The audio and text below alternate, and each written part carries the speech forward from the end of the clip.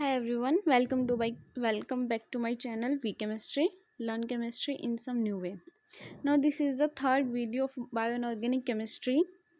In first and second video we studied about hemoglobin, porphyrin and cooperative effect. Now third video contains myoglobin and hemerythrin.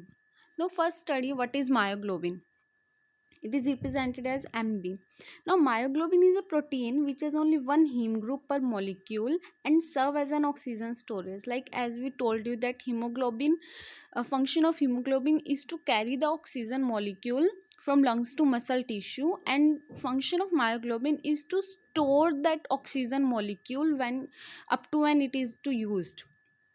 So haemoglobin क्या करता है, उस oxygen को transport करने का काम करता है, और मायोग्लोबिन क्या करता है, उसको स्टोर करता है। जब तक कि वो काम ना आ जाए जब तक उसको स्टोर करता है, और जब उसको मतलब अपना काम करना होता है ऑक्सीजन को रेस्पिरेशन का, तो वो वहाँ से क्या करता है, रिलीज कर देता है। So molar mass of myoglobin is 17,500 and binding dioxygen molecule more strongly than haemoglobin. Means कि जो मायोग्लोबिन है वो हीमोग्लोबिन से ज़्यादा स्ट्रांगली बाइंड करता है ऑक्सीजन को।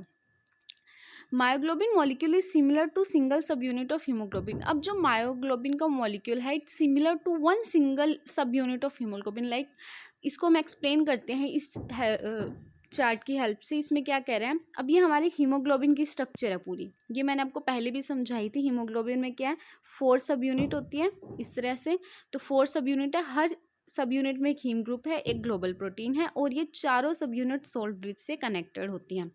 तो जब ये 4 सब यूनिट की जगह 1 सब यूनिट आ जाए, like if we take the 1 sub unit of haemoglobin, only 1 sub unit, then it is called the myoglobin. So haemoglobin binds 4 molecules of dioxygen and myoglobin binds only 1 molecule of dioxygen. तो haemoglobin में क्योंकि 4 haem है, यानी 4 iron के atoms होंगे, ions होंगे, तो ये कितने ऑक्सीजन को बाइंड करेगा, 4 ऑक्सीजन को, और ये कितना करेगा, सिर्फ एक ही मॉलिक्यूल ऑक्सीजन को बाइंड करेगा।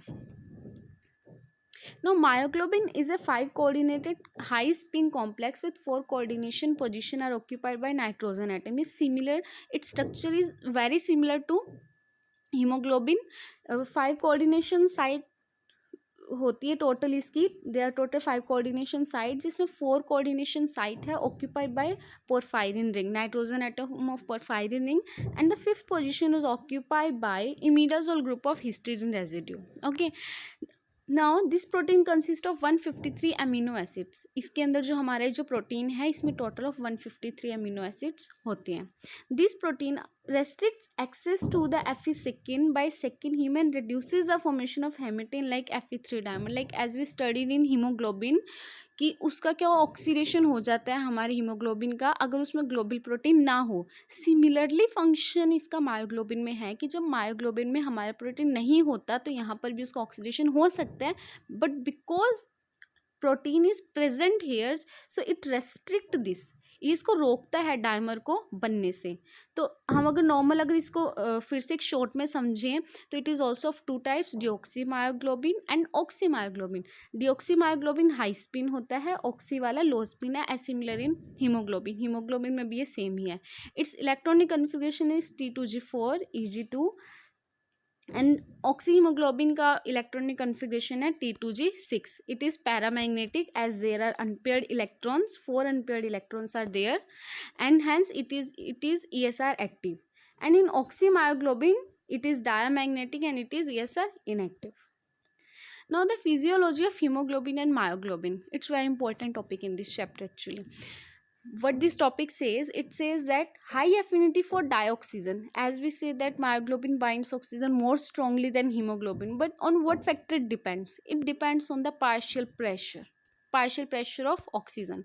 Now if we explain it, then the place where the partial pressure of oxygen is high, then hemoglobin binds more strongly, but where the partial pressure of dioxygen is low, then myoglobin binds more strongly than more strongly the oxygen.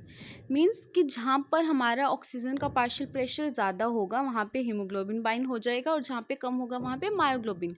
अब कहाँ पर कम है कहाँ पे ज़्यादा है, like lungs और जो गिल्स होते हैं हमारे अंदर, जो लंग्स है बॉडी में एनिमल्स की या फिशेज वगैरह की गिल्स हैं, तो वहाँ पर ऑक्सीजन का पार्शियल प्रेशर हाई है, बिकॉज हम डायरेक्ट ऑक्सीजन अभी लंग्स में इकट्ठी होगी, तो वहाँ पर हाई है। इट मीन्स कि लंग्स और गिल्स के अंदर जो ऑक्सीजन है गिल के अंदर, वहाँ पर जो ऑक्सीजन किससे बाइंड रहेगी, हीमोग्लोबिन से।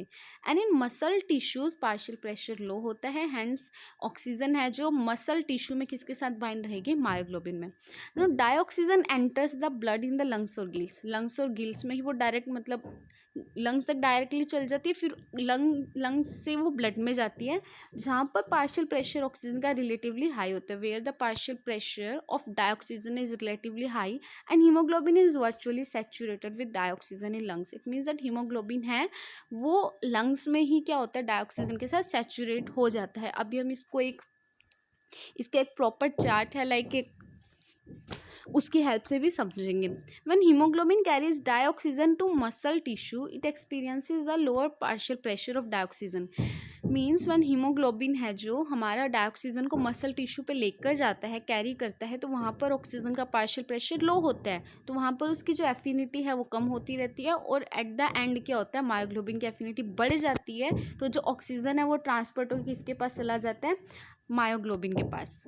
Therefore, in muscle tissue, dioxygen is thermodynamically favorable transfer from Hb to Mb. Haemoglobin से किस में चला जाएगा, मायोग्लोबिन में। Now reaction occur in lungs and muscle tissues. जो हमारी रिएक्शंस हो रही है वो कौन सी है, मान लो ये हमारा हीमोग्लोबिन का मॉलिक्यूल है और 4 ऑक्सीजन बाइंड होते हैं और हीमोग्लोबिन का ये कॉम्प्लेक्स बना लेते हैं ऑक्सीजन के साथ, ऑक्सी हीमोग्लोबिन। ये कहाँ पे, लंग्स में हो रही है रिएक्शन, तो लंग्स में किसके साथ जुड़ेगी, ऑक्सीजन का मॉलिक्यूल हीमोग्लोबिन के साथ। तो जब मसल टिश्यू में जाता है तो मसल टिश्यू में भी यही वाला जो हमारा ऑक्सी हीमोग्लोबिन कैरी करके लेके जाता है, वहाँ पर उसको कौन मिलेगा, मायोग्लोबिन, जहाँ पर 4 मॉलिक्यूल मायोग्लोबिन के बाइंड करेंगे उस ऑक्सीजन को कैरी करने के लिए, और हीमोग्लोबिन वहाँ से क्या हो जाएगा, अलग हो जाएगा। सो द ऑक्सीजनेशन इक्विलिब्रियम की अगर हम बात करें फर्स्ट मायोग्लोबिन की, सो मायोग्लोबिन ऑक्सीजन के साथ ऐड हो रहा है और क्या बना रहा है, ऑक्सी मायोग्लोबिन। सो इसका इक्विलिब्रियम कांस्टेंट अगर हम फाइंड करें तो ये क्या हो जाएगा, ऊपर प्रोडक्ट की कंसंट्रेशन, नीचे रिएक्टेंट की। So if F is the fraction of myoglobin, means F myoglobin का वो हिस्सा है जिसके पास ऑक्सीजन है, and PO2 is the equilibrium partial pressure, और PO2 क्या है, पार्शियल प्रेशर है डाईऑक्सीजन का। अगर ये चीज़ नहीं समझ आ रही तो इसको सिंपल लैंग्वेज में आप समझो कि जो F है वो क्या है, मायोग्लोबिन का वो फ्रैक्शन है जिसमें ऑक्सीजन है। इसका मतलब कौन सा वो हिस्सा है, MbO2 वाला, तो उसको अपनों ने इसकी कंसंट्रेशन को क्या मान लिया, F मान लिया। तो ऐसा फ्रैक्शन मायोग्लोबिन का जिसमें ऑक्सीजन नहीं है उसकी वैल्यू कितनी हो जाएगी, 1 - F, क्योंकि टोटल मैक्सिमम ऑफ फ्रैक्शन कितना होता है, 1। तो ऐसा मायोग्लोबिन का पार्ट जिसमें ऑक्सीजन बाइंड है अगर वो स्मॉल f है, सो मायोग्लोबिन नॉर्मल की कंसंट्रेशन कितनी रह जाएगी, 1 - F। सो अगर हम इसकी वैल्यू और मायोग्लोबिन की इसके अंदर पुट कर दे तो हमारे k की वैल्यू कितनी आ गई, KF divided by 1 - F। And oxygen की कंसंट्रेशन को हमने क्या किया, उसके पार्शियल प्रेशर से सब्सटीट्यूट कर दिया, तो PO2। अब इसकी अगर साइड चेंज करें, मैथमेटिकली कैलकुलेशन करके इसकी F की वैल्यू निकाली जाए तो इसकी वैल्यूज आएगी F is equals to K PO2 divided by 1 + K PO2, जहाँ पर ये K को बोला जाता है binding constant of myoglobin for dioxygen. Now it's hyperbolic curve for myoglobin. So अगर हम इसके कर्व को समझाएं तो अभी अभी हमने देखा था कि जो हीमोग्लोबिन कहाँ पर सैचुरेट होता है ऑक्सीजन के साथ, हायर प्रेशर पे, और मायोग्लोबिन लोअर प्रेशर पे। तो ये कर्व आ रहा है यहाँ से, तो देखो यहाँ पे सैचुरेट का मतलब इक्वल लेवल पे आ जाएगा। तो अगर हम देखें इक्वल लेवल पे यहाँ पर आ रहा है हीमोग्लोबिन का कर्व, और मायोग्लोबिन यहीं पर ही सैचुरेटेड हो रहा है। यहाँ पर इसकी कंसंट्रेशन देखी जाए तो कितनी है, 100, और मायोग्लोबिन के टाइम कितनी है, 40 इन mm मरकरी में है ये वाली कंसंट्रेशन। तो ये सिर्फ और सिर्फ ये समझा रहा है कि मायोग्लोबिन कब सैचुरेट हो जाएगा, लोअर कंसंट्रेशन पे, वेयर एज हीमोग्लोबिन कहाँ पर सैचुरेट होगा, हायर कंसंट्रेशन पे। और ये है partial pressure of O2 in lungs, and ये जो पार्शियल प्रेशर है वो ये कहाँ पे है, मसल के साथ। जैसे हमने हीमोग्लोबिन के साथ अभी जो इक्विलिब्रियम कांस्टेंट निकाला, वैसे अगर हम हीमोग्लोबिन पे आए तो वहाँ पर क्या होगा, जो हमारा पार्शियल प्रेशर था उसके ऊपर पावर आ जाएगी n, बिकॉज वहाँ पर एक्सेस ऑफ पार्शियल प्रेशर है, बहुत ज़्यादा है नॉर्मल के कंपैरिजन में। तो हमने क्या किया, सेम वही किया, ऑक्सीजन की कंसनट्रेशन यहाँ पे मायोग्लोबिन आएगा, यहाँ पे एच भी आएगा। ये एक्चुअली अजय कुमार बुक में भी मिस्टेक कर रखी थी इन्होंने, मायोग्लोबिन की जगह यहाँ पे क्या लिखना है आपको, एच बी। हमारी इसकी जो कंसनट्रेशन है वो एफ है, और normal haemoglobin without oxygen 1 - F, और इसकी कंसंट्रेशन कितनी मान ली, PO2N। यहाँ से F की वैल्यू हमारी ये आ गई। अब यहाँ पर एक इम्पोर्टेंट पॉइंट है कि जो यहाँ पे हमने N पावर मानी है, पार्शियल प्रेशर एक्सेस में है, तो उस एक्सपोनेंट को बोलते हैं हम हील कांस्टेंट। हील कांस्टेंट, ये आपको टर्म याद रखनी है, ये वर्ड बिल्कुल मत भूलना। जैसे एक्सपोनेंट है कि इक्विलिब्रियम कांस्टेंट इक्वेशन में हीमोग्लोबिन की, उसमें N जो एक्सपोनेंट है उसको क्या बोलते हैं हम, हील कांस्टेंट। हमने दो टॉपिक क्लियर कर लिए, first is haemoglobin, second is myoglobin, and third one is hemerythrin. इस तरह से बहुत सारे हमारे प्रोटीन हैं। हेमरेथ्रिन के बाद आएगा हेमोसाइनिन। हेमोसाइनिन को हम नेक्स्ट वीडियो में कवर करेंगे, ये लास्ट टॉपिक है हमारी वीडियो का, हेमरेथ्रिन। अब ये हेमरेथ्रिन क्या है, जैसे कि इस नेम में लिखा हुआ हमारा हीम ग्रुप, लेकिन हमेशा जो नाम में है उसका अपोजिट ही रहेगा। हेमरेथ्रिन है, इसका मतलब यहाँ पे कोई भी हीम ग्रुप नहीं है।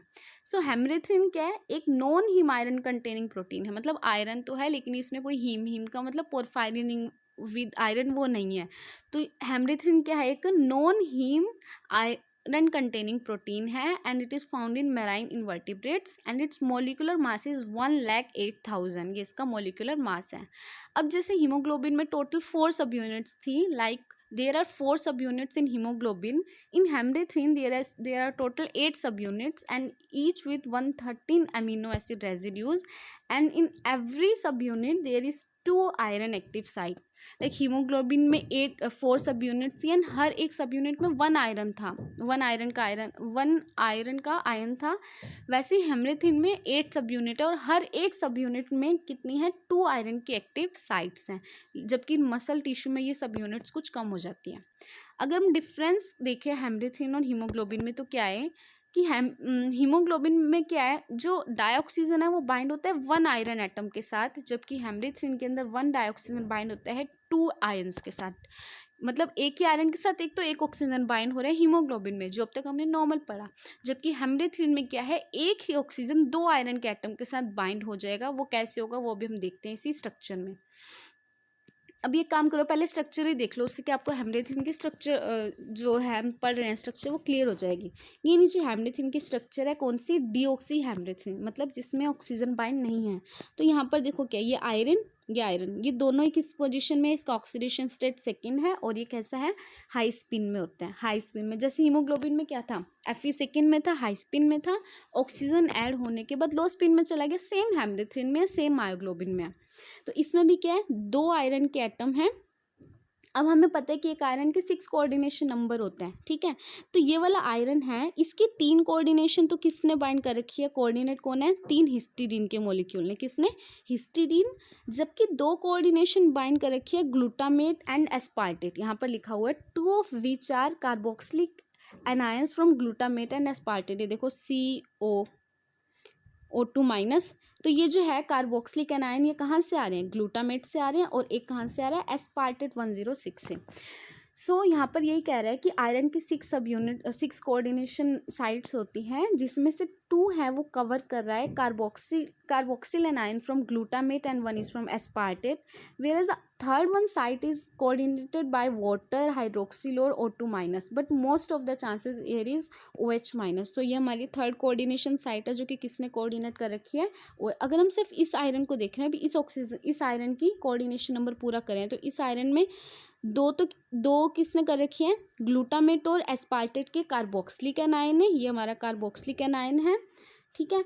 इसके अलावा जो हमारा थर्ड वन है वो हमारा OH ने कवर कर रखा है, हाइड्रोक्सिल ने, और जो 3 अदर साइट्स है वो ऑक्यूपाइड किए imidazole nitrogen atoms of histidine के अंदर जो इमिडाजोल ग्रुप है उन्होंने क्या कर रखा है, उसको बाइंड कर रखा है। नो, अब हम इसको पूरा का पूरा देखते हैं कि ऑक्सीजन के ऐड होने के बाद क्या होता है। So first is deoxy hemerythrin. तो अभी हमने देखा इसमें क्या है, 2 हाई स्पिन आयरन सेकेंड के आयन है, both iron atoms are coupled ये मतलब ये वाला जो आयरन एटम और ये वाला जो आयरन एटम है किससे जुड़े हुए हैं, ब्रिज से जुड़े हुए हैं OH माइनस के। अब क्या है यहाँ पर, ये हाई स्पिन है, अगर मान लो ये भी हाई स्पिन है ये भी हाई स्पिन है, दोनों हाई स्पिन है, तो इसका इलेक्ट्रॉनिक कन्फिग्रेशन देखें तो इसका इलेक्ट्रॉनिक कन्फिग्रेशन हो जाएगा T2G4 Eg2। सो इसका अगर इलेक्ट्रॉनिक कन्फिग्रेशन है T2G4 Eg2 एंड सेम अगर इस आयरन का इलेक्ट्रॉनिक कन्फिग्रेशन है तो ये दोनों के दोनों क्या हो जाएंगे, एंटी फेरोमैग्नेटिकली कपल्ड हो जाएंगे। इन दोनों की स्पिन एक दूसरे को कैंसिल कर देती है एंड ओवरऑल ये कैसे हो जाएंगे, डायमैग्नेटिक। मतलब होना तो पैरामैग्नेटिकली चाहिए था, बट दो आयरन एटम है, दोनों की सेम, मतलब कि एक में 6 है दूसरे में भी 6 है, तो ये क्या हो जाएंगे, एंटी फेरोमैग्नेटिकली कपल्ड हो जाएंगे और ओवरऑल क्या हो जाएगा, डायमैग्नेटिक। अब इसमें एक चीज़ ध्यान रखना है, स्ट्रक्चर में इस आयरन की तो 6 कोऑर्डिनेशन साइट है, एक ग्लूटामेट, एक एस्पार्टेट, 3 हिस्टिडीन और एक OH माइनस। जबकि जो सेकंड आयरन है इसमें 2 ही हिस्टिडीन के ग्रुप है। थर्ड देखो टोटल इसकी 5 कोऑर्डिनेशन साइट है, 6 साइट है वो यहाँ पर वैकेंट है फॉर डाइऑक्सीजन मॉलिक्यूल। सो जब इस हमारे डिऑक्सी हेमरिथ्रिन के साथ, जिसमें दोनों आयरन आयरन सेकेंड की फॉर्म में है, ऑक्सीजन ऐड करता है तो यहाँ पर एक वैकेंट साइट है, यहाँ पर क्या जुड़ गया, ऑक्सीजन हमारा ऐड हो गया। अब क्या होगा, ये जो हमारा हाइड्रोजन है, the hydrogen atom of this hydroxyl ion, it will shift to the dioxygen molecule, इसके साथ जुड़ जाएगा और ये परऑक्साइड की फॉर्म में चला जाता है।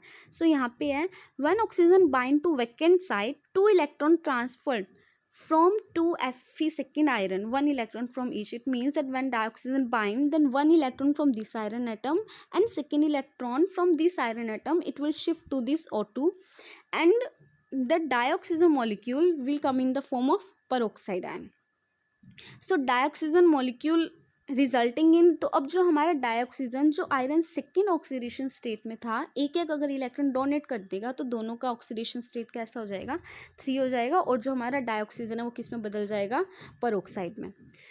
Proton from hydroxo bridge shift to bound peroxide resulting in HO2 minus. से आपको बता ही दिया कि ये जो प्रोटॉन है ये शिफ्ट हो जाएगा इसके साथ।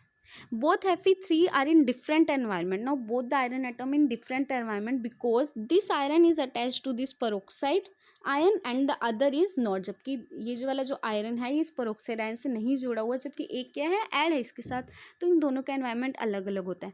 अब एक वैल्यू आपको याद रखनी है कि ये जो peroxide यहाँ पर आयन है इसकी स्ट्रेचिंग फ्रीक्वेंसी है 845 सेंटीमीटर इनवर्स, 845 सेंटीमीटर इनवर्स। ये टोटल 2 स्ट्रक्चर्स आएंगी आगे, जिसमें आपको स्ट्रेचिंग फ्रीक्वेंसी की वैल्यू लर्न रखनी है। तो आपको डिऑक्सी हेमरिथ्रिन समझ में आ गया।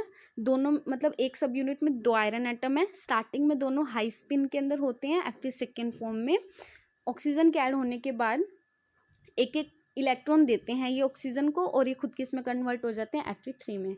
सो यहाँ पर अब डिफरेंस दिया हुआ है ऑक्सी हेमरिथ्रिन और उसमें। उससे पहले एक चीज़ और ध्यान रखना, जो ऑक्सी हेमरिथ्रिन है, ठीक है, ये क्या Fe3 में है, ये अभी हमने पढ़ा, लेकिन अब ये हाई स्पिन से किस में कन्वर्ट हो जाएगा, लो स्पिन में।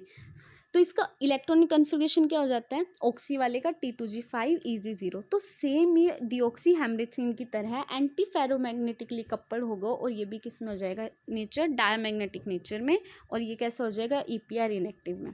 सो अब हम डिफरेंस देखते हैं। डिऑक्सी हेमरिथ्रिन, दोनों iron atom Fe second ion, जबकि ऑक्सी में 3, दोनों हाई स्पिन में है, both are low spin. Electronic configuration T2G4 Eg2, जबकि ऑक्सी हेमरिथ्रिन में T2G5 Eg0। Diamagnetic, it is also diamagnetic as explained above, anti-ferromagnetically coupled, so both are EPR inactive. Okay, thank you guys for watching this video. After this video, in next part we will see the hemocyanin, iron sulfur proteins and other proteins and their functions. तो video अगर आपको अच्छी लगी तो guys channel को subscribe ज़रूर करना, ताकि जब भी आपके पास नेक्स्ट वीडियो मैं अपलोड करूं तो आपके पास नोटिफिकेशन आ जाए।